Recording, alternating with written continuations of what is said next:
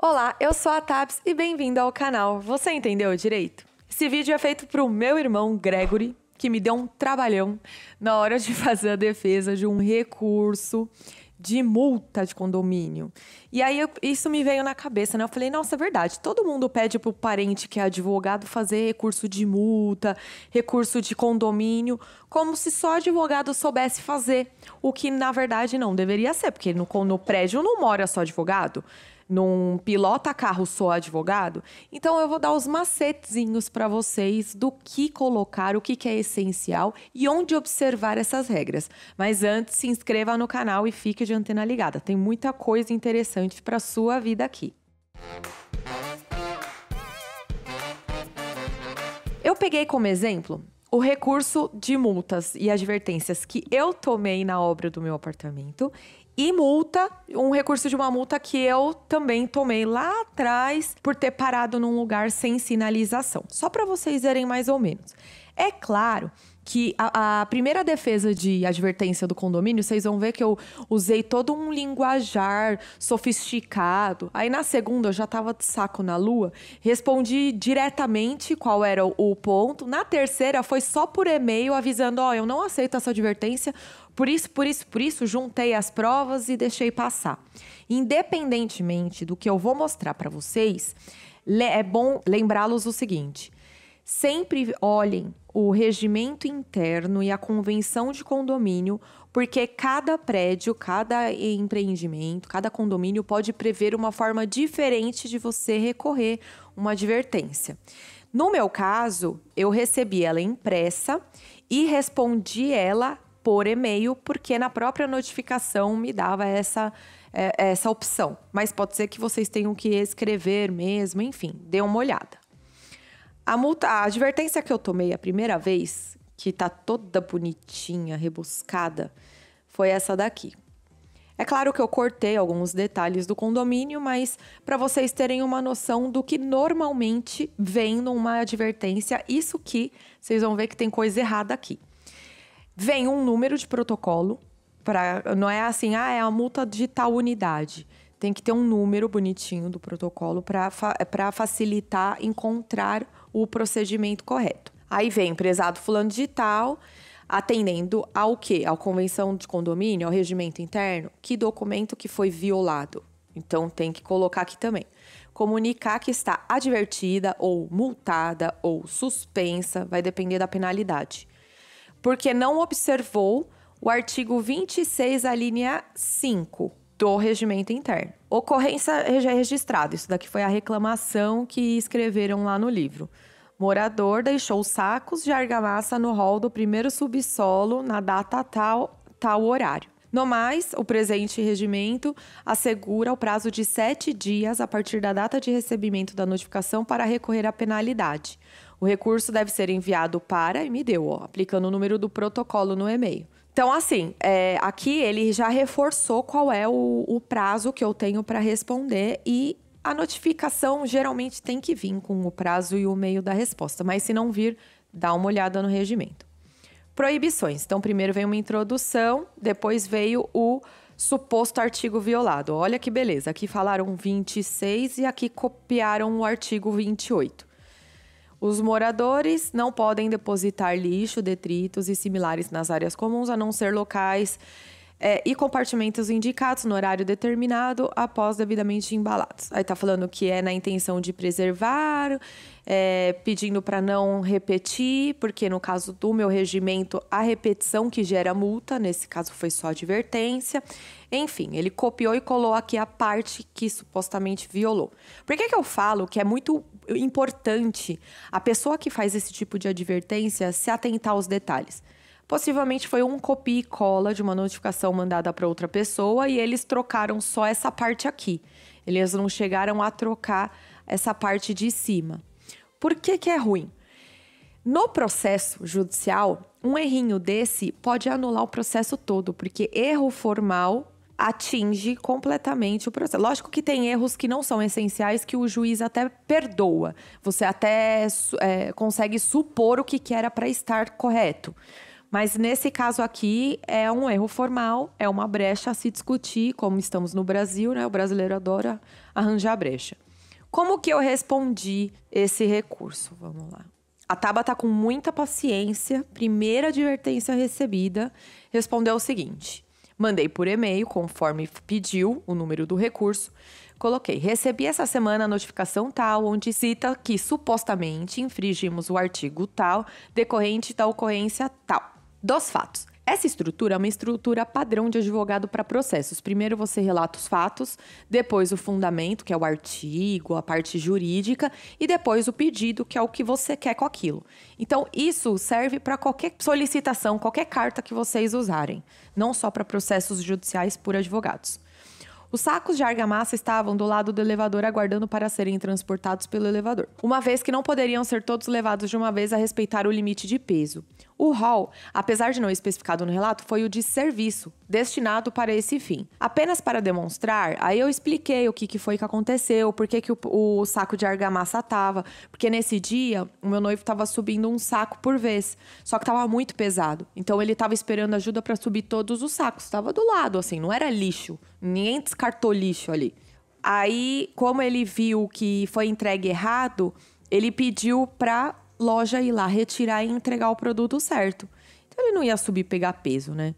Juntei provas, juntei a nota fiscal no e-mail, expliquei que eram 27 sacos de argamassa e beleza, eu resumi nos fatos o que foi que ocorreu. Depois, no direito, eu coloquei conforme o artigo 26 e eu peguei o regimento interno para vocês entenderem como que vê. Você joga lá um localizar e dá uma olhada no artigo que eles falaram. Era 26, inciso 5. Independente das atribuições do síndico, cabe também aos condôminos. Observar que o elevador social é de uso, os seus familiares, não podendo carregar bagagens. A gente nem usou o elevador social, eles colocaram o artigo errado. Aí, por via das dúvidas, eu me defendi dos dois. Eu coloquei, conforme o artigo tal, que eles falaram que eu violei, prevê tal coisa. Já na transcrição anexa foi citado outro dispositivo. E aí eu coloquei também o outro dispositivo, que vocês conseguem pegar direto no RI. Ó. Que nem é o artigo 28, olha que beleza. Eu acho que é o artigo 31, ó. 31F, não depositar lixo. Eu copiei, colei e coloquei, ora, nome de síndico. E, eventualmente, o corpo diretivo, porque vai primeiro para o síndico, depois é repassado para o conselho avaliar. Em regra, esses perdões, como o conselho e o síndico são representantes de um todo, em regra, isso tem que ir para votação em assembleia. Então, por isso que eu coloquei. Primeiro vai para o síndico, para ver se tem algum erro processual, ó. Algum errinho formal, errou a unidade, que era para divertir, ou tem alguma coisa que eles cometeram erro. Depois vai para o corpo diretivo e aí depois vai para a assembleia. Olhe no seu regimento como funciona. Seja por uma coisa ou outra, não há violação. Não usamos o elevador para transportar material. Falei que não é lixo, era produto novo, devidamente embalado. Não há prazo previsto no regimento quanto a subir mercadorias. Então, realmente, no regimento interno, dá prazo para um monte de coisa.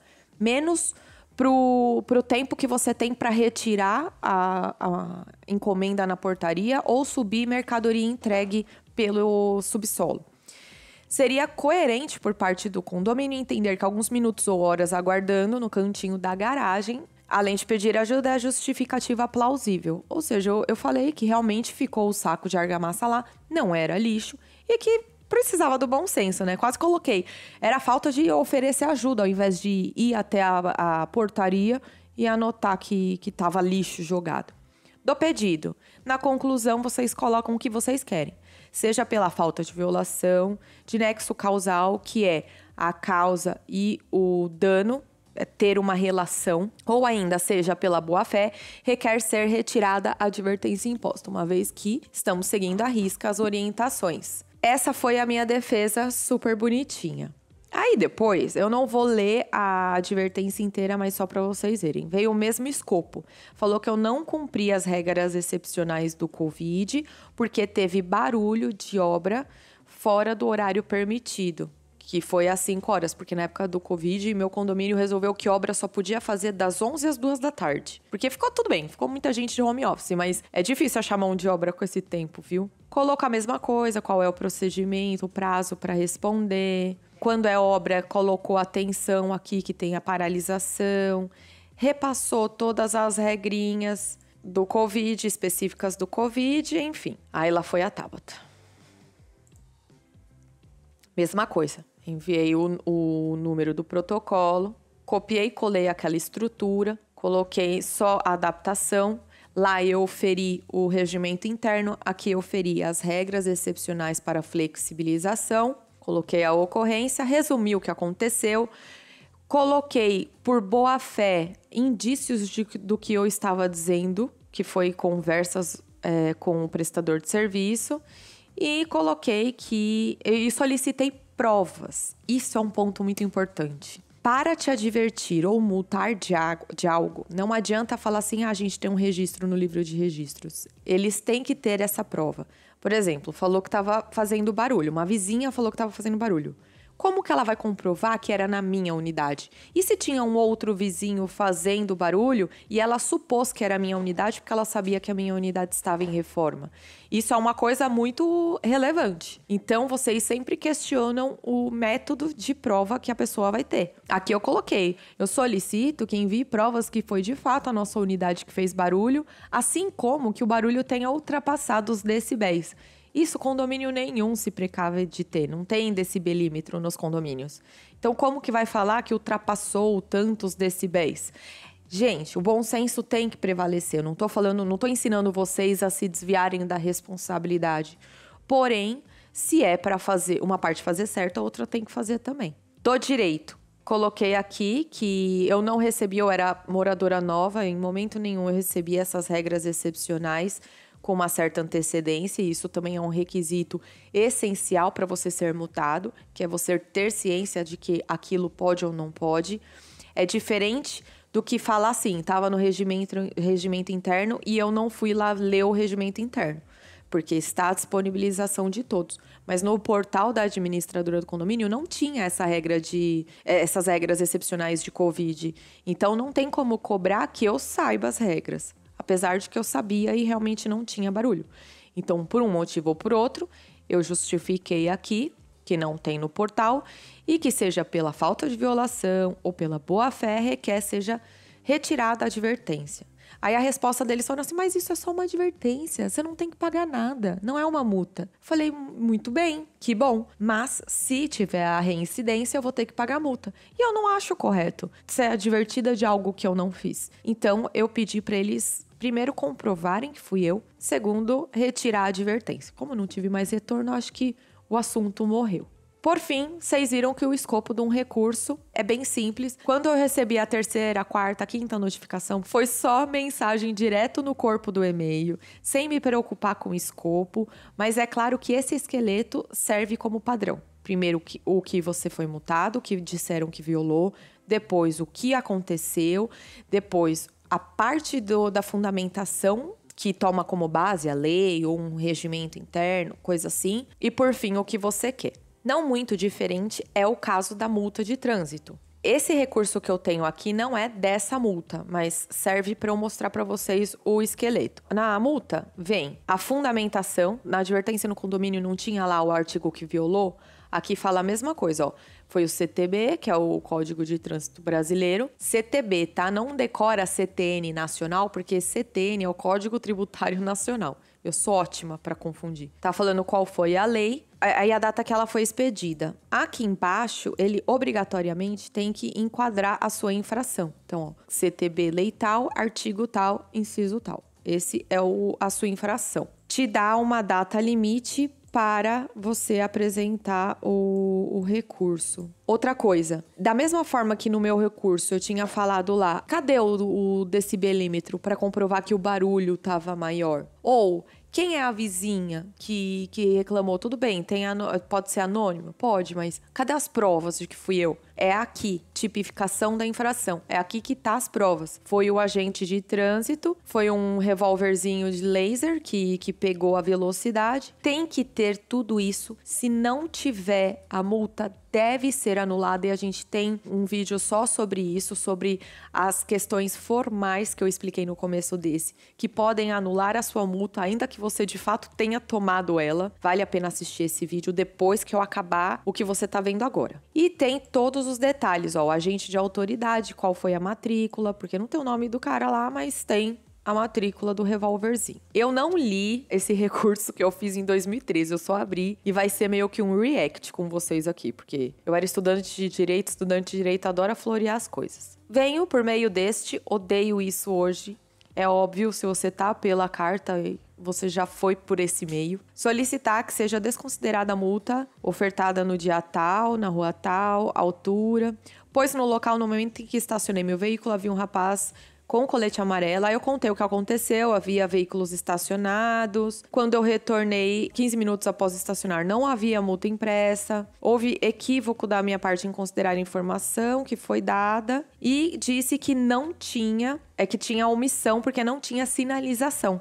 Não há guia, nem placa, espero compreensão, enfim. Coloquei tudo o que aconteceu, que tinha um amarelinho, que não foi problema, não foi avisado que não podia parar lá, que não tinha sinalização. E coloquei imagem do Google. Isso é muito útil vocês usarem, tá? Realmente, nessa calçada, tá vendo que tem um monte de carro parado? Não tinha placa que era proibido estacionar, não tinha nem guia, porque é um calçadão que tem acesso aos prédios, ou seja, pode ir carro. Então, eu colei aqui essa parte, coloquei a assinatura, os meus dados e mandei bala. Não havia multa impressa. Por que eu coloquei esse detalhe? Porque quando a gente toma multa, ainda que seja desses, que nem o revólverzinho de velocidade, etc., tem que ter os dados do agente autuador, que naquela multa veio bonitinho qual foi o laser. Nesse caso não veio nada, veio uma multa super genérica. Eu consegui anular, porque não tinha nem sinalização na rua, nem as especificações necessárias na multa. Aqui a base dela é a mesma coisa. Você vem no Google, joga lá, CTB. Ó, já ia colocar CTN de novo. Confere para ver se é o artigo certo.